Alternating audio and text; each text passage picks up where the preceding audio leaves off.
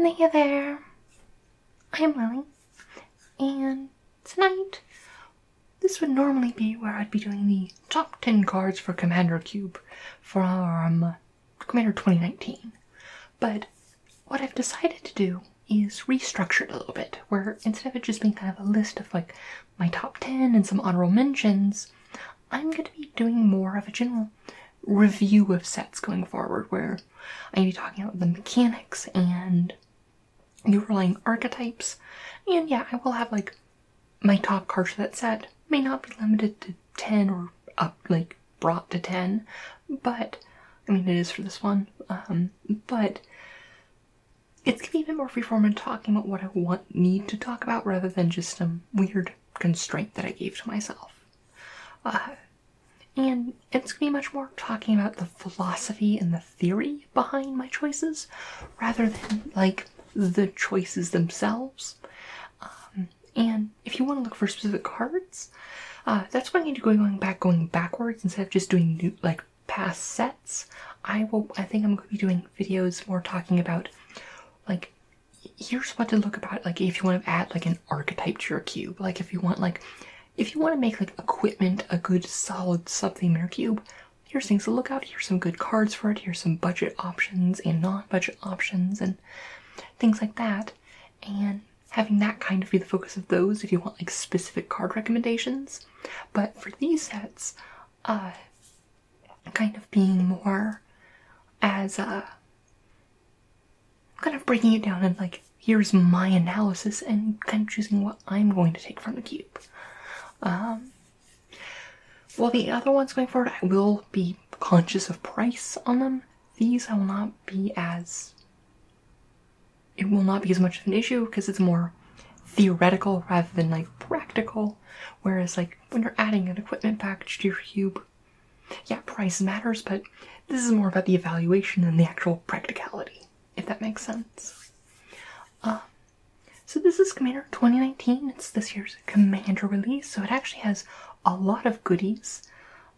Despite being very jam-packed, like not that many like new cards, the quality of the cards is honestly on par or better than most standard sets. But you know, let's just like so this there wasn't really a solid theme for this year, except that it was here are like some old mechanics that we were focusing on. So let's go through these. So first up we had the deck led by Savine the Chronoclasm. I don't actually have the names for them, but this was the flashback commander.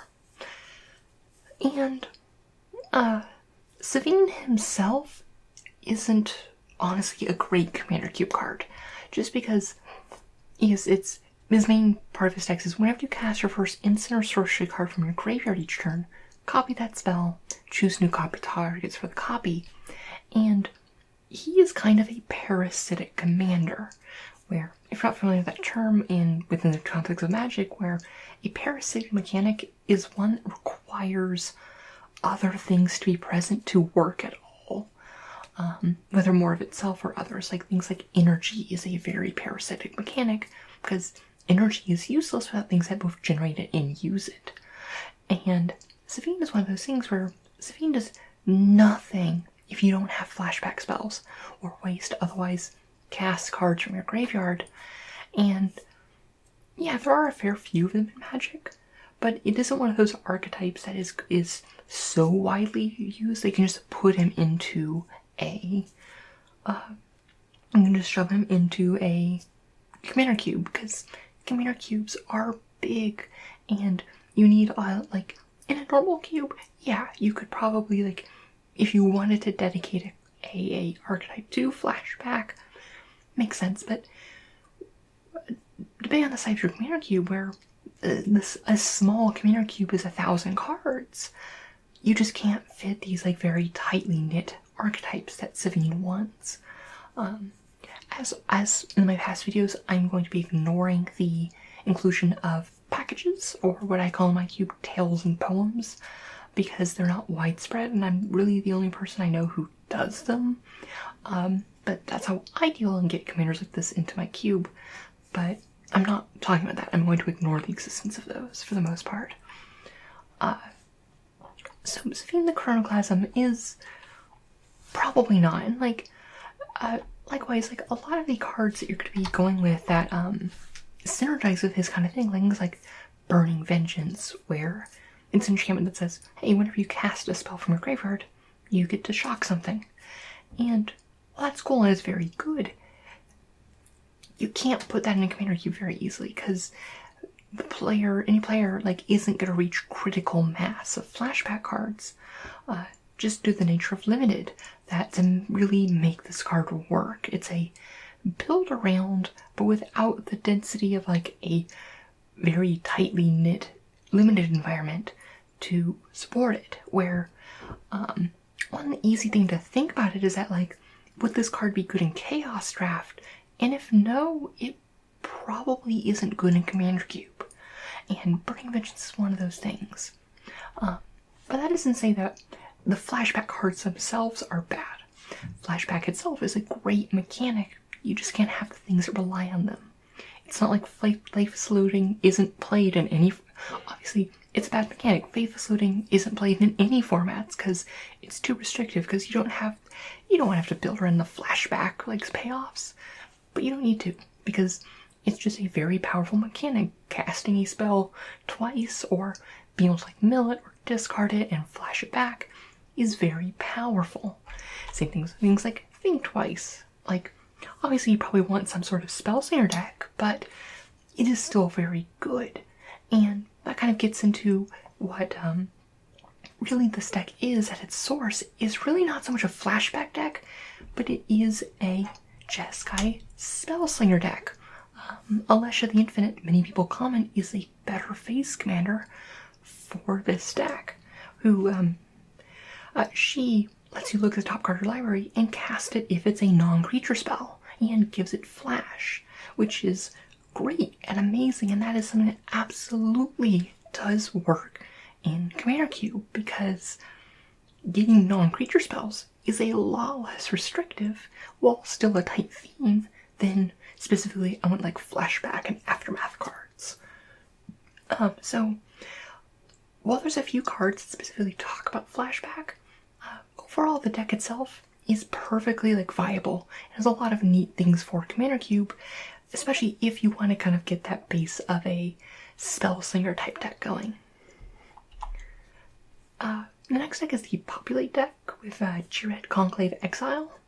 And Populate is a mechanic which essentially, when you populate, you choose a token you control, and you make another of it. So Populate itself is a parasitic mechanic in that you do need token makers. Fortunately, unlike Savine, who just doesn't help his theme, Jired works on his own. Even with no other token makers, Jired makes a Rhino and can copy that Rhino. He won't be great, but he can do that.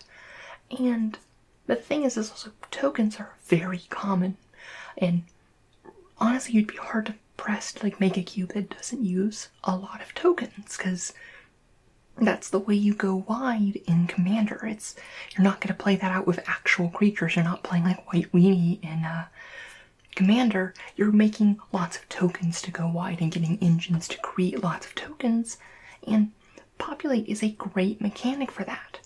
And while this deck is based around Populate itself, which really prioritizes getting big tokens on the battlefield, things like Desolation Twin, which makes 10/10s, any token deck is happy to have Populate. And even if you're not a token deck, many commanders instantly make tokens that can benefit from Populate and things like that, where you don't need that deck that's making these giant tokens to benefit from Populate. And a lot of the Populate cards are perfectly reasonable to include on their own, and Sundering Growth, it's a naturalize that also populates, or Rootborn Defenses, which is kind of hey, any go wide deck, protect your board from board wipe, and you populate.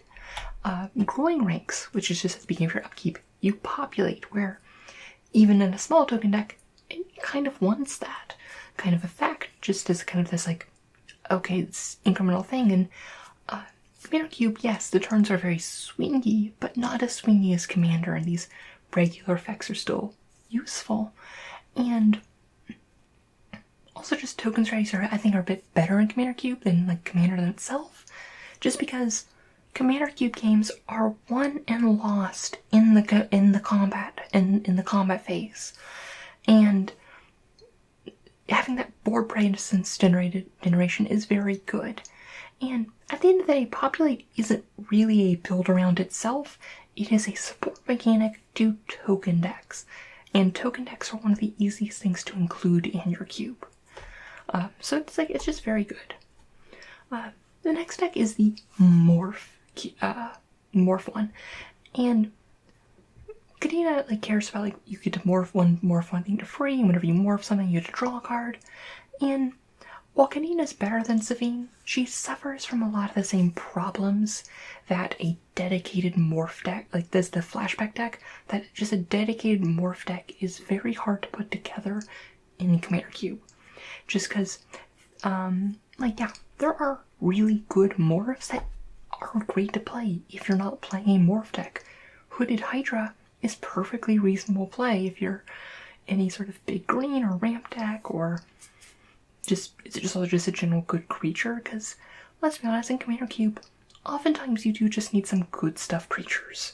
Or things like Den Protector, which I don't actually think was reprinted, or like Willowbender, where these cards that are perfectly reasonable cards to run, but you're not playing them because they're morphs. I mean, the fact that they're morphs might be part of their appeal, like with Willowbender, but you don't need the morph payoffs. You're not necessarily running Trail of Mystery or Secret Plans. See just most of my comments about the flashback one, where individual morph cards are good, but it's not necessarily a theme you want to be including in your cube. They're just partly also the problem with morph is that there are a lot of good payoffs, or a lot of good morph cards, but the number of payoffs for morph are kind of few. So yeah, and I think also morph synergizes a bit less than flashback. At least flashback, or without the flashback payoffs, lends itself to a spell slinger strategy, which is a very popular theme. It's things people can see and identify and be I can build this. Whereas morphs are usually just good stuff creatures. So it's a bit less synergistic, but still very decent. And the final death is the Madness deck, which is a very interesting one. Led by Angie, Anya. I like Angie. But Anya Falconwrath is, she is a Rummager, but whenever you discard a card with Madness, you could do a Rummage again that turn. Which is obviously very, she's fine if you don't have Madness cards. A Rummager is okay, and it's decently, and there's a fair few things that care about discard. Any sort of Reanimator strategy doesn't mind cards like this to fill their graveyard. So, she's not abysmal like Savine is outside of a situation, but she still has that little bit of parasitism. That Madness is a hard mechanic to go with. There are many things because you just need the discard outlet and the Madness cards, and it does benefit a little bit that things that discard cards are actually quite common in Commander, and many things will run them.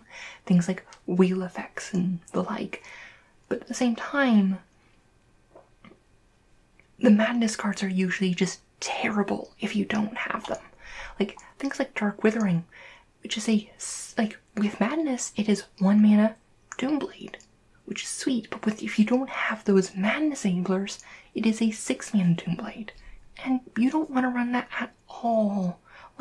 Unless you have consistent Madness enablers, preferably from the command zone, which can be easier depending on if you're the type of cube which chooses your commander from a library rather than drafting them. You could just choose Anya and be good with it. But this is a card then that you're only running these in very specific commanders. And having cards that are good in very specific decks is fine if that deck is like an archetype. Like, you only want to run growing ranks in a token deck. But you don't necessarily, you want to run Dark Withering in specifically an Anya deck. And that's the difference, where growing ranks go into Tristani, or Amara, or Jired, or Reese, or one of the many things where it's like madness. You have Anya, you have new what's her face, Olivia Fildarin, Olivia Mobilized for War, and like a few others. But really, you're not running Dark Withering unless you have those madness outlets. Likewise, Avacyn's Judgment, which is a sorcery speed Chandra's Pyro Helix without madness, but is a very good fireball with madness. And also just the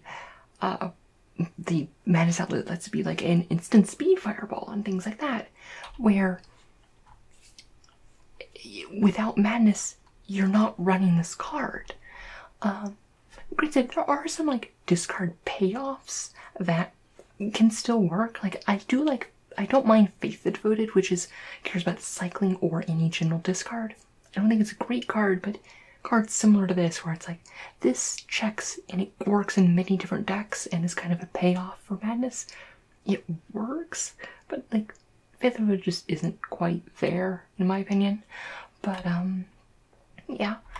And that isn't to say there are they're not all the madness cards aren't bad. We have Anya's Ravager in this set, which is new, who has a mana cost for 1 in a red, but otherwise the cost is 3 mana for a 3/3 that allows you to just essentially discard your hand, draw 3 cards, and in a red deck with low card advantage, this is a perfectly reasonable card. But oftentimes, like, the good madness cards that are put in Commander Cube, the madness is just kind of like flavor text, where if it comes up, that's great, but you're not running them because they have madness. So yeah, so like, that's my thought, like, for generally on the different decks. Like, if I was to choose 1 or 2 to pick up, if I was just gonna disassemble them and like use the cards from a cube, I would definitely choose the Populate, and then honestly Flashback, because I feel like those have the strongest 2 themes. I mean, of course, it depends on what your collection is. And I mean, that said, like, there's been worse years for like parasitic mechanics, like Commander 2017, where they're all tribal, which is like, tribal is very hard to do well in Commander Cube, and that's kind of what drove me to invent Tales and Poems for that specific purpose, and it works for some of these. But at the same time, like, those 2 are the ones that have the best things that work in almost in any Commander Cube, like for general use, in my opinion. I'm personally not picking up any of them because it's not really within my budget right now. But yeah, so also all of the secondary commanders I didn't mention, almost all of them are perfectly fine. That they work on their own, they work well as commanders, and they don't require much support. Like, the only ones that are really hard, like Anya's, she can work, but isn't amazing. But like Kadena and Savine are just, don't include them in your cube, like, unless you're really going out of your way to make them work. But on to just kind of what this series originally was, after kind of just a general breakdown, is going to be like, what are my top 10 from this set? And as always, I don't include legendary creatures, and I don't include reprints. It's brand new, non-legendary cards from this set, and what I'm excited for most, and probably I'm going to pick up for singles for the deck. First up, we have Aeon Engine, which is, I love wacky cards. Like, even if they're not the absolute best, and this one's actually decent, I just absolutely adore wacky cards. Aeon Engine is a 5-mana artifact that it enters battlefield tapped, and you can tap it and exile it to reverse the game's turn order, which this effect has only shown up once, I believe, maybe twice. I think there might be a Silverboard card for it too, but there is a phenomenon in Plane Chase which reverses the turn order, and being able to control that, I think is really cool. And it's one of those like fun, wacky effects that I think, like, this card probably doesn't get there in actual Commander, like, unless you're really specifically making kind of like a wacky stuff deck. But Commander Cube is where, like, fun things like this can be. Like, sometimes you're, like, short on cards because, like, your colors were getting cut and you're trying to push this 2-color deck, and you know what? This random, fun, colorless card just makes it in because it fits the deck, and, you know, it can cause some cool things to happen. Even if it isn't necessarily, like, the most synergistic or potent card. Empowered Auto Generator, which is a 4-mana artifact that enters the field tapped. You can tap it, put a charge counter on it, and add X mana of any one color, which X is number of charge counters on it. So it's a mana rock that scales with the game, which turns a 4-mana mana rock, but this can, like, cause some really neat things for, like, late game and big explosive get plays, like, very late in the game to, like, close out the game. And, you know, I think it's just a kind of really neat thing. Also, like, any mana rock that generates colored mana but does not have colored mana symbols is something I really like for Commander Cube, because I think ramp is so important in Commander, because one of the defining aspects of Commander is big flashy spells, and you gotta get the mana to get to cast them. But like, so many of the mana rocks are running things like Signets and Clue Stones, and you start running into some pretty bad rocks as you try to fill out the cube to get the ratio right with the rest of your cube. Some of them are colored mana, and you're looking for mana rocks, and all you're getting is like, oh, this mana rock is one of my colors but not the other, and color identity is still a thing. So colorless ones that create colored mana are very important. And while this doesn't really take the places like the early game mana rocks, it does fulfill those criteria. And I think it's just a neat thing. Also, it's kind of cool art. I like that. Next we have Commander's Insignia, which is 2 white for an enchantment that gives creatures you control +1/+1 for each time you've cast your commander from the command zone of this game.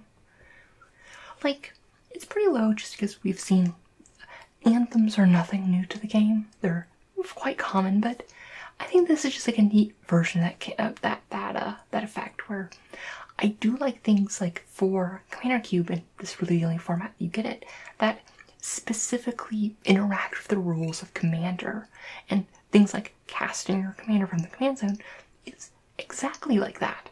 And yeah, no, I think it's a really neat effect, and honestly, it's also just a very potent one, where it's not like Door of Destinies, which, like, yeah, it can grow to be very high and pump your team a lot, but it has to grow it from when it comes down, where this is a card which can be halfway down your deck and is counting the entire game.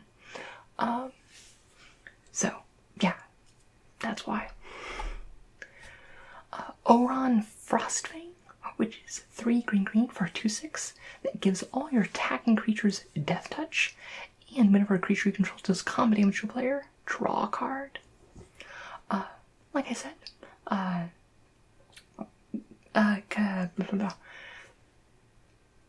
Commander is 1 in the combat step, and anything that gives you a really nice benefit and incentive to attack is very nice. Because for the person playing it, like, it is a great card advantage engine. Like, I love giving, like, especially green card advantage engines, because it's like, green in Commander isn't bad about card advantage, because it has a few very good ways to generate card advantage. And they're staples of green. But when you come and look at the actual numbers, green has relatively few ways to generate card advantage, which in a cube, which is a singleton format, you're kind of left kind of like, how am I going to be generating this card advantage? Because you can only have so many shamanic revelation effects. And cards like this are great. These are these kind of like Bite in the Thassa effects. And yeah. But also from a design perspective, I love cards like this because it is a card that really encourages the board state to progress, where this card on the player side will be like, okay, when I start attacking, you can get that card advantage. Other people will be like, I want to block, take out their attackers, take out their card advantage, but also my stuff dies, where it progresses the board state and is a card that moves the game along, which it is so easy to end up in a cube, which just generates these gummed up board states all the time, and cards like Goron Fastfang help grease the wheels on that a bit. Number 6, we have Pendant of Prosperity, which is another one of those like weird commander cards I really like. But it's a 3-mana artifact that enters the battlefield under control of an opponent of your choice. And that person can pay 2 colorless, tap it to draw a card, and then put a card from your hand onto the battlefield. And then its owner can do the same. So essentially, it's a growth spiral on a stick that you give to your opponent, and whenever they activate it, you also get to activate it. And I really like this kind of thing where it is a card that kind of like it is a mechanical like proposal of cooperation and alliance and kind of that political aspect of things, and kind of generates that like tension at the table, being like, who do you give this to, and things like that. So as well as just being like a really just neat effect, and yeah, so I quite like Pendant of Prosperity. Yeah. Number 5, we have Backdraft Hellkite, which is 3 red for 4/4 flying. But whenever it attacks, all of the spells that are in graveyard gain flashback until end of turn, which is just very good. Where it's just in any sort of spell slinger deck, a repeatable Past in Flames is nuts. And while it also encourages a very specific archetype, well, a spell slinger deck, it doesn't require a spell slinger deck. Like, this is like a decent flyer, it is a decent beater, and if you're only flashing back like a few things, that's perfectly reasonable. And it's a flashback card that doesn't require cards of flashback. It's actually best of cards that don't have flashback, which is most instants and sorceries. It's also, importantly, a way that red gets card advantage. In a way where, like, sure, you're not drawing new cards, but you're casting cards you already did, which is a form of card advantage. If you're casting any other cards, like, granted, if you're prepared for another color, like, red's card advantage problems isn't as big of an issue, but it's one of those cards that helps give red a leg up, where it often struggles in Commander and Commander Cube. Bloodthirsty Blade, which combines my love of equipment and my love for wacky Commander multiplayer shenanigans, which is 2 colorless for an equipment, but the equipment has no equip cost. It has +2/+0 and is goaded. Goad is a mechanic which means it can attack each combat and attacks a player other than the one who goaded it. So, and you can pay 1 to attach it to an opponent's creature. So it's kind of like the Vow cycle of enchantments, but you can move it around. It's an equipment, it's an artifact, it goes in any deck, and yeah, it just kind of, it removes a creature for you because it's attacking every turn. It's going to be tapped. You can block attack past it. It also cannot attack you. I mean, assuming you're not the only other player, where it just is, it's very, like, it's essentially a colorless piece of removal with like a neat political side to it. And I love that. Next is Road of Return, which is pretty high considering how simple it is, but it is also just so potent, which is why it's this high, which is a green for a choose 1. Return target permanent card from your graveyard to your hand, or put your commander into your hand from the command zone, and it has Entwine for 2. So you may 4 to essentially kind of like a weird soul salvage, 1 from your command zone, 1 from your graveyard. But this is one of those situations where it happens a lot in a commander where if you're playing like an expensive commander or one that's just been killed a lot, like after a few times it's been killed, it's essentially gone from the game. And this is a card that kind of like gives you hope that you're not like, oh, my commander's gone forever. I can still draw Road from Return. And it's also a lot cheaper than Command Beacon. But also just kind of the utility that it can't just like pseudo just regrowth something from your graveyard too.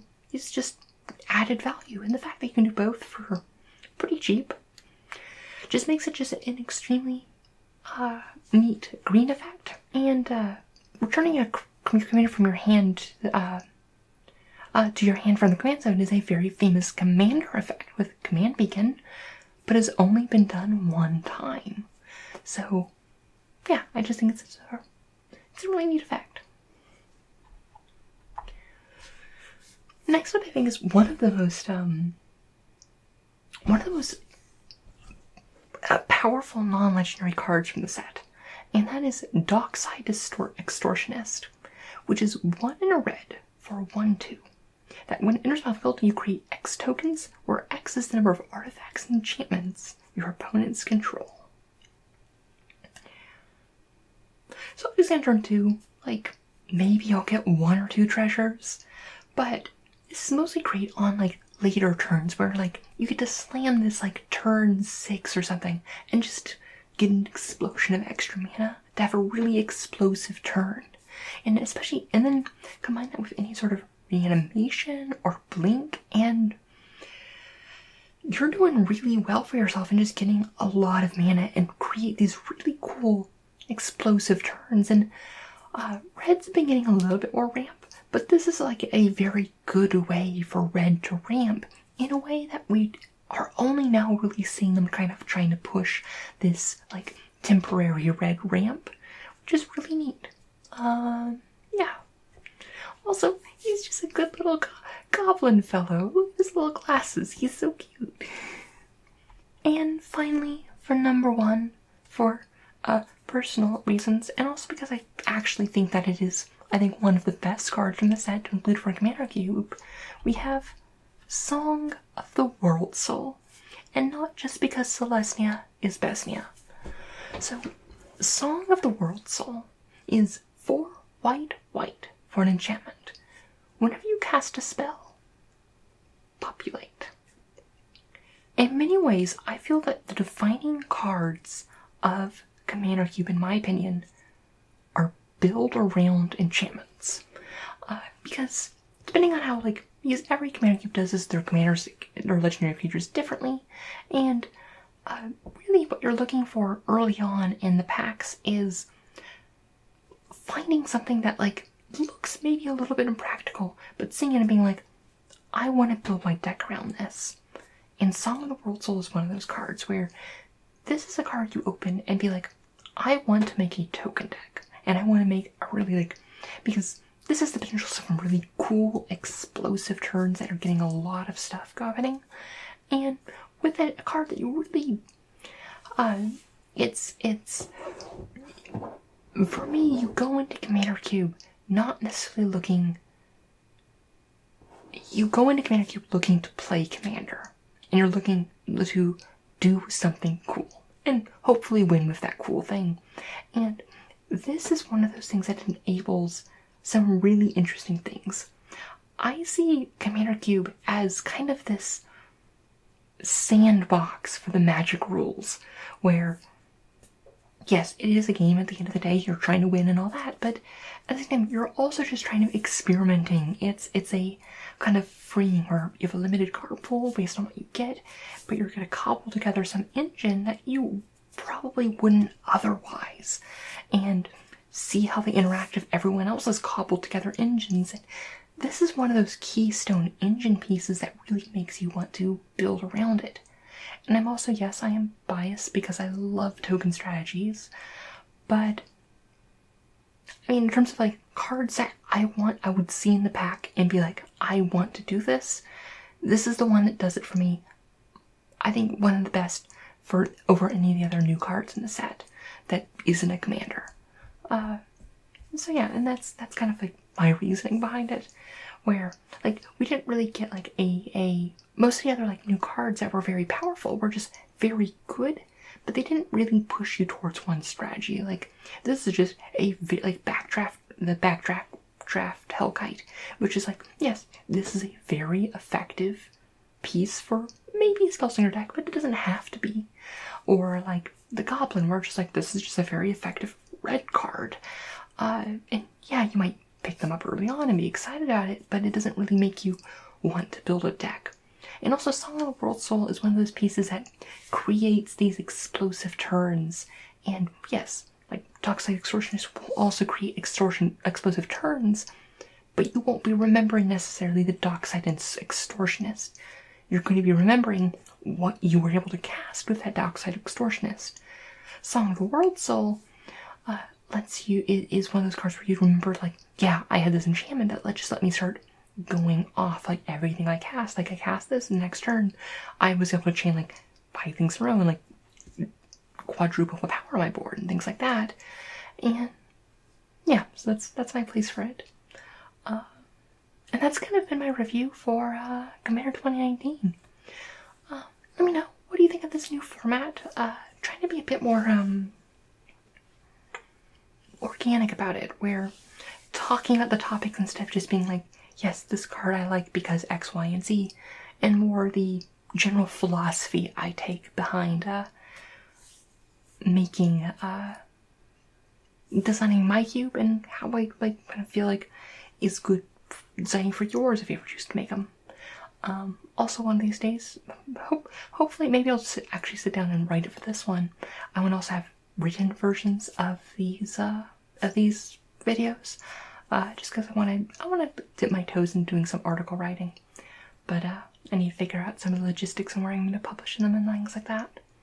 But yeah, so let me know what you think about this format. Anything you'd like to me to add, like, with the more freeform stuff. I could, if you want to have like specific like Commander Cube questions you have, I could like work into kind of being a part of these videos. And any, like, for the kind of like the between set ones, are there any like archetypes you want me to like go deep dive into and talking about, like, what makes these like archetypes work in Commander? Things like token strategies, or like what are good like cards to include if you're trying to like inject like more like token strategy into your form, your Commander Cube, or you want to bring more of a Voltron feel or an Enchantress feel or like a Reanimator feel, and what cards work for that. So yeah, so let me know what you think. And you know, like, do you disagree with my assessment of these? Like, do you think I overlooked one of the cards I think you think is actually be really neat to include in your cubes? And let me know. Well, I hope you have a wonderful night. I hope you have a wonderful sleep. And as always, may your stories smile upon you.